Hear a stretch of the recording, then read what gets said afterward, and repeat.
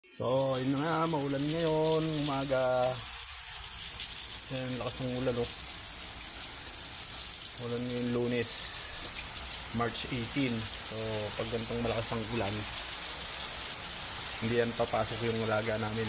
So, hindi ko sa iatid pag maulan. So, yun, daming kalat. Yung mga kalat na yan, hindi yan papalinis ni nanay hanggat di umuhupa yung ulan. Habang umuulan, hindi niya papalinis yan sa kahit tumigil yung ulan na yan. Pag mayroon pang banta ng ulan sa weather forecast, hindi niya papagalaw yan. Sabi niya, hintayin natin na gumanda yung panahon tsaka maglinis. Ganun yan. So, yung lakas ng ulan, kagabi pa yan, ang dilim ng kalangitan, no? So ngayon, pahinga tayo ngayon. Yun lang. Bye bye. Morning everyone. So ayan nga, pagbungad ko, pagbukas ko ng pinto, ayan ang nabungaran ko. Umulan pala siya. Grabing linisin na naman. Hanggang kailan kaya tong ulan na to?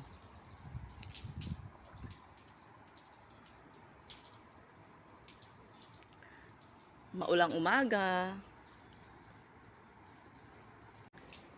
At siguro kagabi pa nga yan umuulan. Or kanina madaling araw. So ayan ang ating kapaligiran today. This morning. Basa and maraming kalat. And madilim din ang kaulapan. Mukhang uulan pa rin. 8th day of Ramadan and today is maulan. So ako naman ay naghintay pa ng aking oras pagpasok ko na nanay dahil 9:30 pa lang naman ng umaga. So magkakape muna ako. Dito na ang aking kape. Tinimpla na ang aking asawa. Kape muna tayo. Ngayon inusisa ng asawa ko yung kalangitan. Sabi niya madilim. Mukhang tatagal doon ng ilang araw yung ulan. Nagiging weather forecaster na siya. And pag itong maulan nga din pala yung alaga namin ay walang pasok. So wala siyang ihahatid sundo ngayon. Tuwing umuulan yan, work from home ang alaga namin. At etong araw ngayon nakakatawa dito sa bahay. Pag araw ng Lunes na nandito si tatay kasi kahit si nanay di alam kung paano kami mag-uumpisa. Dahil nga, syempre, matanda na siya. Ayaw na niya ng mga ingay-ingay. Kaya yun, talagang napaingat namin sa mga kilos namin. Pag nandito si tatay.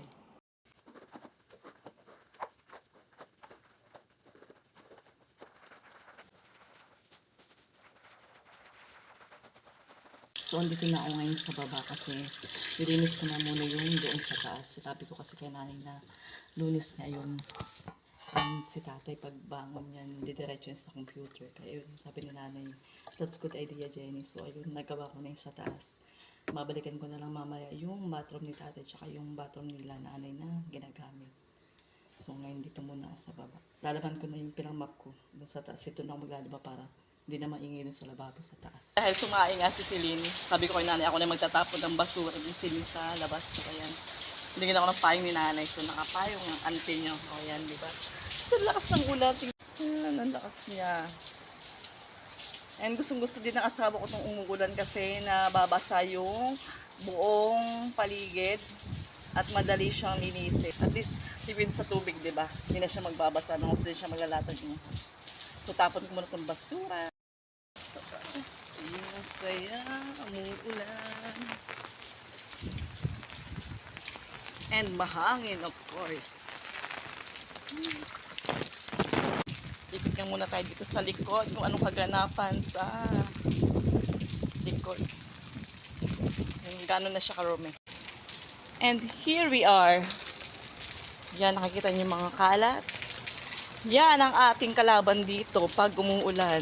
Ayun siya. Pero ang kaganda naman ay nababasa lahat yung sahig. So ayun, madali na lang siya linisin. And ayan.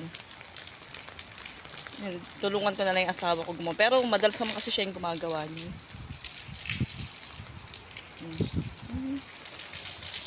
Itong tanga-tanga daw na gumawa ng alulod na yun, sabi ni nanay. Ba't daw ganyan yung pagkakagawa nila? Nagulat siya nang nakita niya na ganyan pala itsura. Babalik na nga tayo sa loob. And ang lilinisin ko na lang din naman ay yung mga bathrooms kasi dalawa siya. So, ayun, balik na tayo. Oh! Yun nga kanina pagbalik ko galing nagtapon ng basura. Sabi ni nanay sa akin, nandun kami sa kusina, linisin ko na daw yung bathroom. Pagkatapos daw ni Bunso maligo. So ayun, pagkakakit ko naman, chinek ko, tapos na. And pumasok na ako sa CR. Maya may kumatok. Si tatay pala, nabisi.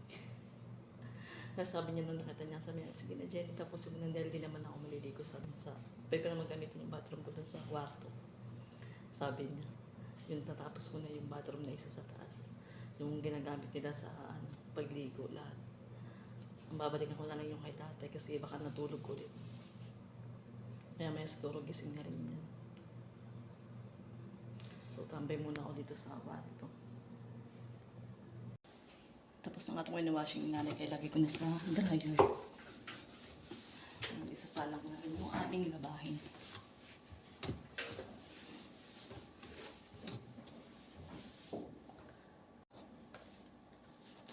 So lagyan natin ng ganito. So ito nga ay nabibili lang sa London kaya nagdadala ng maraming ito si nanay. Mabango.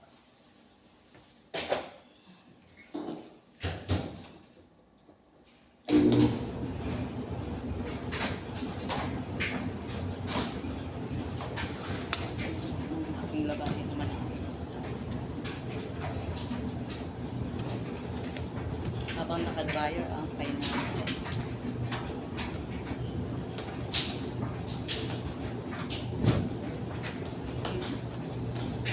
Bali ito ay 3 days na aming labahin. And sa Webes ako ulit maglalaba. Bago mag-tiro. Siyempre ang mga ibagang sabon na naman.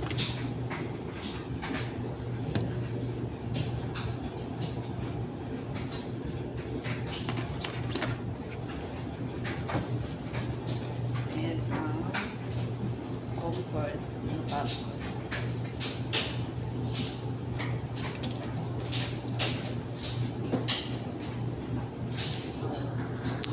Ganda siya sa colors kaya start na natin. So ayan also. And akit naman ako sa taas para sa tambayo ni tatay. Andito na naman ako sa bathroom ni tatay. Dahil nalinis ko na yung pinagliliguan niya. Ito ngayon yung ginamit niya. Kasi basa siya. And ganun sila dito. Hindi ka papaulitin ng trabaho. And pagpasok ko nakita ko ng mga kagamitan ni tatay dito. Syempre, hindi natin bubuklatin yan. Mukhang lalabas si tatay na naman ng bansa. Kaya nakalabas yan. And hindi ko pinapakilaman yan dyan. Lilinisin ko na yung mga kilid-kilid.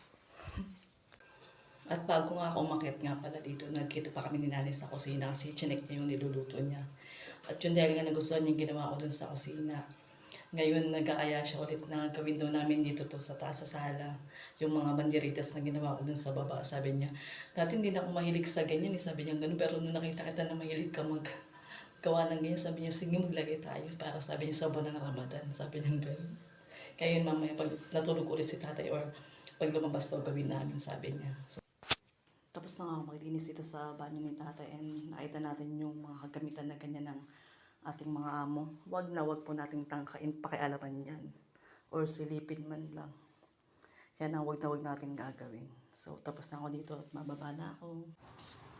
1:30 na nga. Kanina pa ako natapos nag-chikahan pa kami ni nanay kaya natagalan na naman ako lumabas. So, ito yung labas ngayon. Na tumigil yung ulan saglit. Parang uulan pa rin daw sabi ni nanay. Ito yung mga dumi. Papunta dun sa loob ng bahay. Pauwi na ako. Tapos na tayo. Dito na tayo dumaan sa gilid. Kasi basa ang damo. Para pag apa ko sa loob ng bahay, hindi naman basa. Mukhang ginagawa ng asawa ko dahil di naman siya nagkatid ngayon kay Bunso. Dahil work from home ang aming Bunso pag maulan. So, nakahanda na pala ang kanyang paninis pero uulan pa naman, maglilinis na naman siya.